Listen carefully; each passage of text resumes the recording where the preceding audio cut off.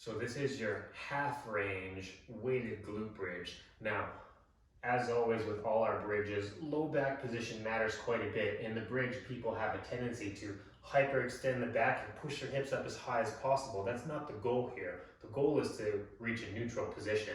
So finding a position or something where you can elevate yourself up so that at the top of your bridge here, you're roughly parallel with the ground. And when I talk about that hyperextension, it's like pushing up to a point as high as possible. Or when we're in the bottom, we have this big arch and our ribs are out and our low back's bend.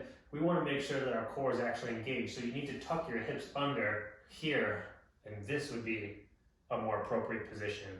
With this half range, it leans directly on the glutes. So we're eliminating any excess quads or excess hamstrings. So it's half the range, but it's full on glutes.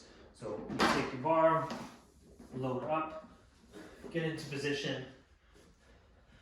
I like to have my hands in an underhand grip here. We're going to drive our hips up and we're going to find that position, not over pushing or hyperextending, but we're going to squeeze here for at least 1 second or more, and then we perform a half range where we dip just about halfway and then drive up and squeeze. It's important with this half range that we have a pause point at the top, pause point at the bottom, so there's zero momentum working. So it's a very small range, but it's very focused on the glutes specifically.